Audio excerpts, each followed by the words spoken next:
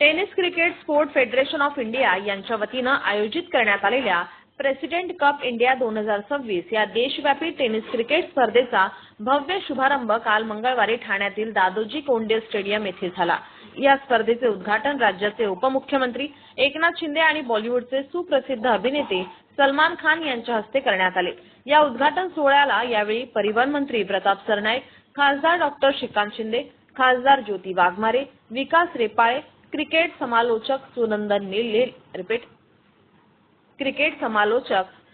लेले आदी उपस्थित होते।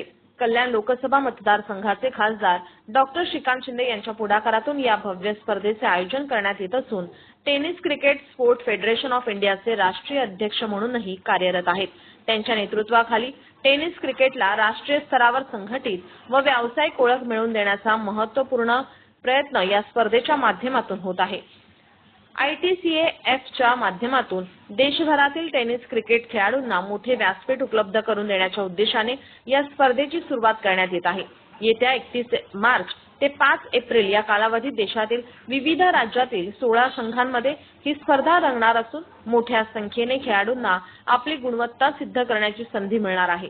स्पर्धेची बक्षीस रक्कम 40 लाखांवरून थेट 1 कोटी रुपयांपर्यंत वाढवण्याचा ऐतिहासिक निर्णय ITCAFने घेतला आहे। या स्पर्धेमध्ये Maharashtra Warriors, Pune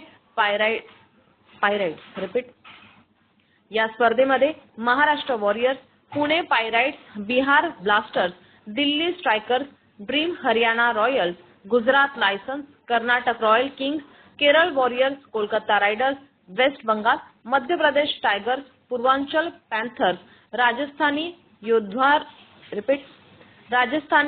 योद्धाज, Royals Challengers Goa, Supreme Super Kings Tamil Nadu, UP Knights आणि उत्तराखंड टायगर्स असे एकूण 16 संघ सहभागी होणार आहेत। विजेत्या संघाला 1 कोटी रुपयांचे पारितोषिक देण्यात येणार असून स्पर्धेत कोट्यावधी रुपयांची बक्षिसे वितरित केली जाणार आहेत। टेनिस क्रिकेट हा सर्वसामान्य तरुणांचा खेळ असून ग्रामीण व शहरी भागातील अनेक प्रतिभावान खेळाडूंना राष्ट्रीय स्तरावर चमकण्याची ही सुवर्ण संधी ठरणार आहे। यांच्यासह क्रीडा क्षेत्रातील मान्यवर, विविध संघाचे खेळाडू तसेच क्रिकेट प्रेमी नागरिक यावेळी मोठ्या संख्येने उपस्थित होते।